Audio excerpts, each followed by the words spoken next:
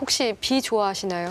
저는 뭐 맞는 것도 좋아하고 빗소리 좋아하고 옛날에 때는 또 아유 비 내리는 날은 또 뭐 또 그랬습니다. 네, 뭐 저는 제 몸에 닿지 않는 비는 좋아합니다만 예. 앞으로는 이 비를 인공적으로 내리게 할 수도 있다고 합니다. 기상청이 오는 25일 서해에서 인공 강우 실험을 진행하겠다고 밝혔습니다. 인공 강우는 기상항공기를 이용해서 비 구름에 화학 물질을 쏘아서요. 비를 미리 내리게 하거나 아니면 더 많이 내리게 하는 원리입니다.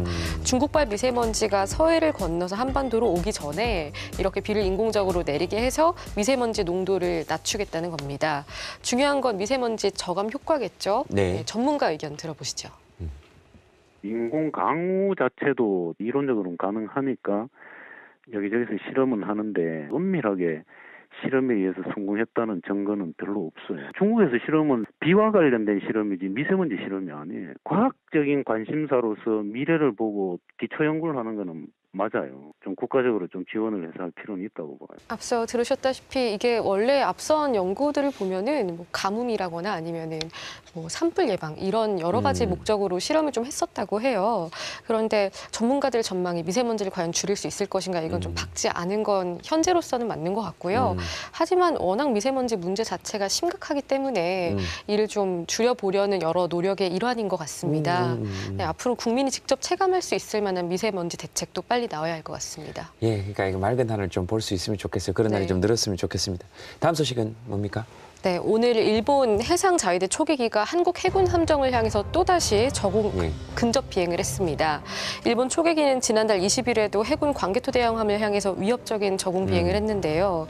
일본은 당시 우리 해군이 의도적으로 레이더 조준을 했기 때문이라고 주장을 했는데 국방부는 그날에는 광개토 대왕함이 표적을 노린 레이더 운용 자체를 하지 않았다고 반박을 했습니다. 이런 와중에 일본이 또다시 위협적인 비행을 감행한 건데요. 국방부가 오늘 이에 대한 입장을 밝혔습니다. 직접 들어보시죠. 우방국 함정에 대한 명백한 도발 행위이므로 일본의 저희를 의심하지 않을 수 없으며 이를 강력하게 규탄한다. 이 또 올해가 3.1운동 100주년이거든요. 네. 그렇죠? 이게 일본이 국내 정치용으로 자꾸 이걸 이용한다는 전문가들의 의견도 있고 언론의 보도도 있는데 오늘은 왜 또 이러는 겁니까? 네, 이 논란 관련해서 일본도 오늘 입장을 밝혔습니다. 일본 관방장관은 초계기 위협 비행을 보고를 받긴 했지만 상세한 건 알지 못한다고 주장을 했고요. 한일 방위당국 간 의사소통을 하는 게 중요하다고 발표를 했습니다. 일각에서는 일본이 앞선 저공 비행 논란도 명확히 해소하지 않고 있으면서 갈등 상황을 오히려 부추기려 한다는 해석도 나오고 있습니다. 이게 의사소통을 근접 비행으로 하면 어떡합니까? 네. 예, 상대방의 동의가 있을 수도 없는 거지만, 그러게 그리고 관방장관이 이런 거 모르면 안 되는 거죠. 알겠습니다. 이거 아이고 참네 별일이 다 있습니다. 마지막 소식은 뭡니까?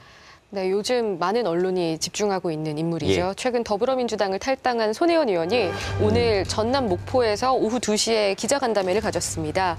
지난 15일부터 현재까지 이어지고 있는 각종 논란에 대해서 기자들과 직접 만나서 끝장 간담회를 하겠다고 밝혔는데 어떤 이야기가 오갔는지 먼저 들어보겠습니다. 네.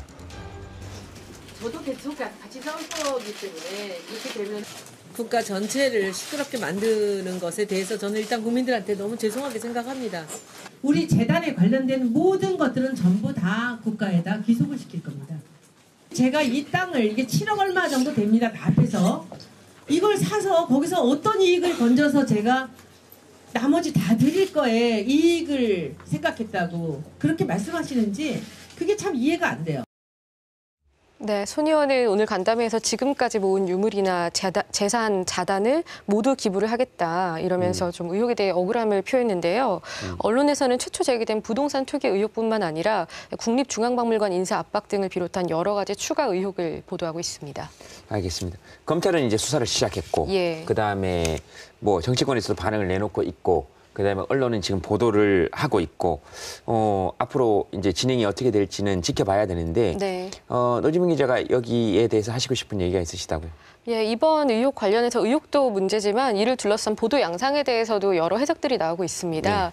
하나는 의혹을 제기하는 언론의 태도에 대한 문제입니다. 최초 제기된 투기 의혹 같은 경우에는 공방 양상으로 이어지고 있죠. 그만큼 최초 보도도 충분한 취재와 검증을 했느냐라는 문제가 제기되고 있는 상황이고요.